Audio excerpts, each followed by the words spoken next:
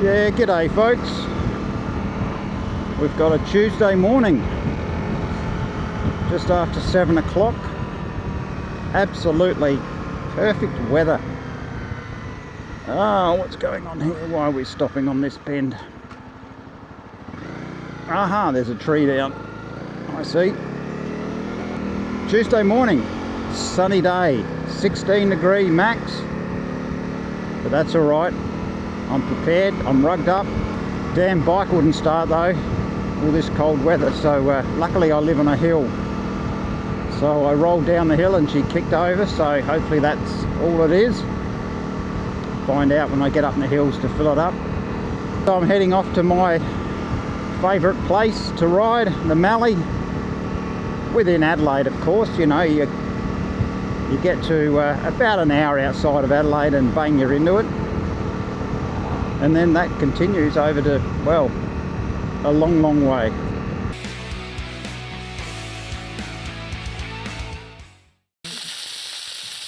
Looking forward to today because I've had my paper map out as I always do, and I'm looked at a few tracks that are roads that turn into tracks that just vanish on the map. So I'm going to go and explore them and see if they go anywhere.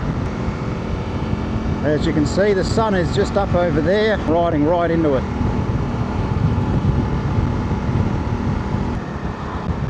Alright, I'm in the Adelaide Hills now, just coming up along Upper Sturt Road, past Blair National Park. I'll see you up in the Mallee where it'll be, I'm guessing green, but that beautiful Mallee terrain. We'll see you up there. Yeah, g'day folks. Well, I'm at the start of the dirt.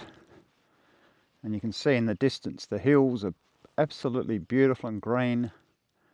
The crops are out and I'm here at Sanderston. I'll show you how big this joint is.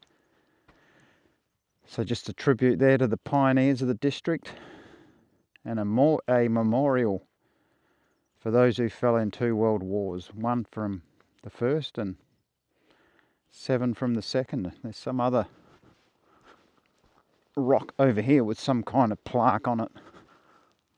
There's a time capsule laid 25th of April 2001 to mark Australia's 100 years of federation. It is hoped the community will open it and add further contributions each 25 years for the next century. So next year they'll open it again. It was very cold coming up through the hills, but look at that, what a day. What a fantastic. It is just silent out here. There's a house over there. They're probably wondering what I'm doing, talking to myself. Anyway, we'll hit the dirt and check out some of these new tracks, or roads to me rather, not so much tracks, but small roads, let's call it that. So there we are, Sanderston.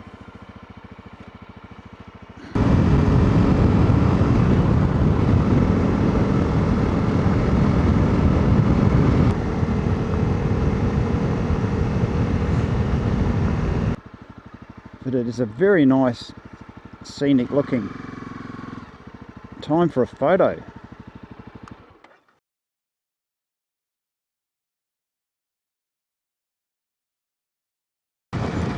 Yeah, so this is just another one of those roads that are marked on the map as a dashed road, and clearly all weather road, but just nice deviations. I usually turn right back there when I come this way, but today I thought I'd come up here.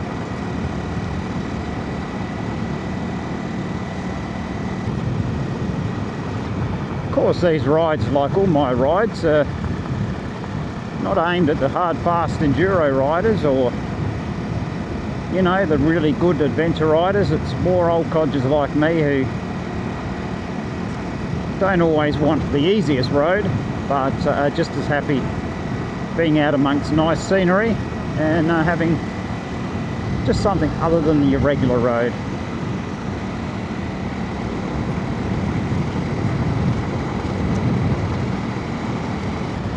That's what I was saying, up here there are just so many roads. If you lived up here you could cross them off. But there's just roads crisscrossing in all directions.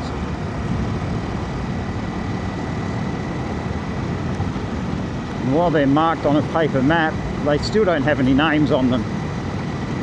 And occasionally I'll go home and check them out on Google Maps, but mostly I don't really care what they're called. It doesn't bother me. I'll get someone ask me what was the name of that road and I'll say I don't know.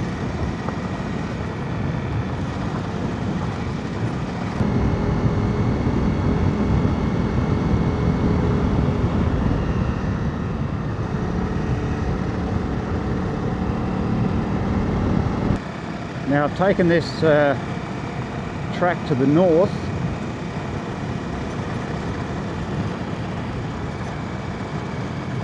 Oh, how good is this? There's just literally roads going in every direction. Now obviously it's dry today, you can see that.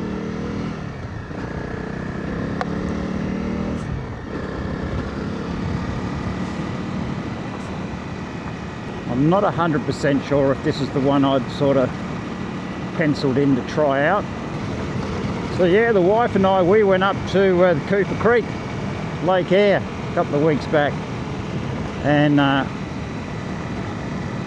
we only decided a couple of days before because the weather was perfect. For 5 days up there, 20 degrees. So we decided to load up the car with a whole pile of wood, some food and booze, and head north. So yeah, we camped up in Parachilna Gorge. Then we drove up to the Birdsville track where the Cooper Creek has crossed it and camped there for a night. That was the highlight. That was unreal up there. We're the only people camped up there. And then what do we do after that? We came back down to Maree and then went out to Level Post Bay at Lake Eyre. And there was water. That was a big rut. There was water, but it was out a fair way. But I was talking to an old codger and he was saying that at Halligan Bay, when he went, the water was a fair way out, but apparently the day before the wind was blowing in a more favourable way and the water was actually up to the shore. And I saw some footage from someone the other day who they went out to Halligan Bay and you could see the water. So I believe it just depends on what the wind's doing.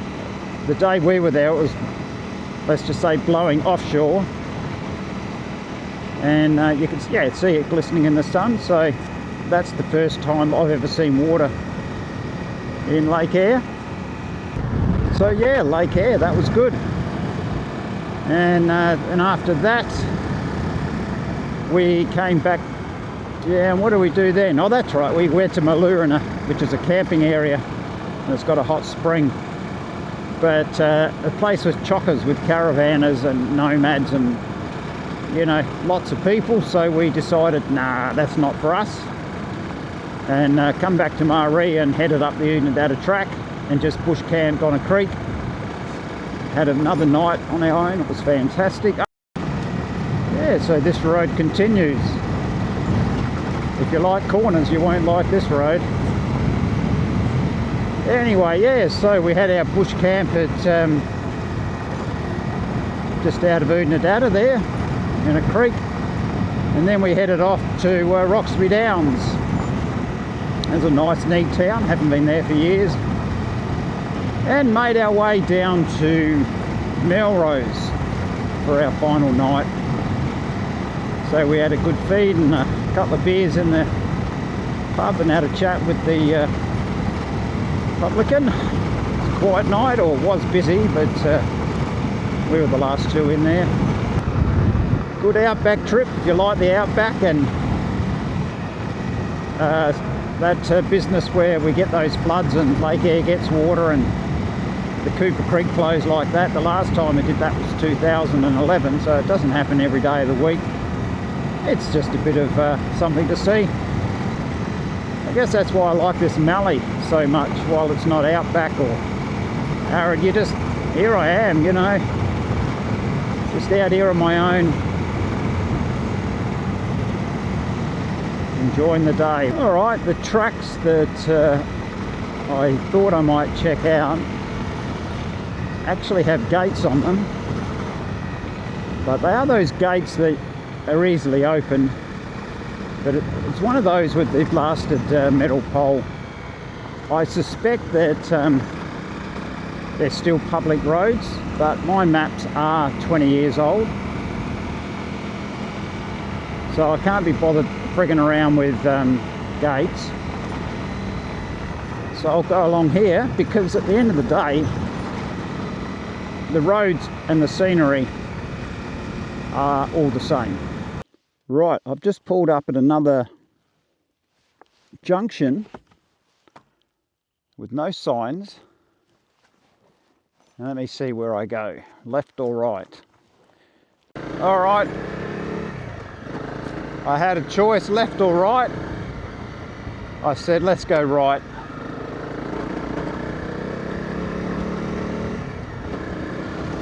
Next time I'll go left if I come out here again.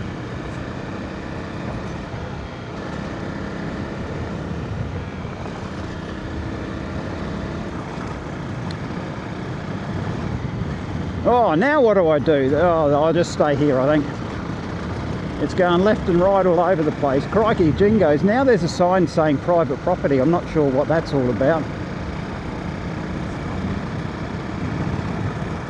There's no fences, that's probably why they've got private property. There's a CCTV camera, what do you call it? CCTV camera signs through here, letting you know there's cameras, and there may or may not be, I don't know.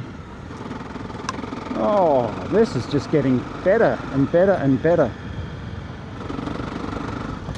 There's another one, another yellow sign. Geez, I hope I'm not in private property. Alright, I'm going to call it right now. I'm officially lost. What a great spot to get lost in though, eh? Let's see where I am.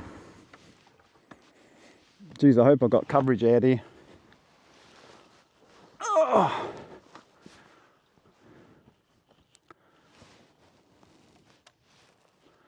The track that way, a track that way, and a track that way.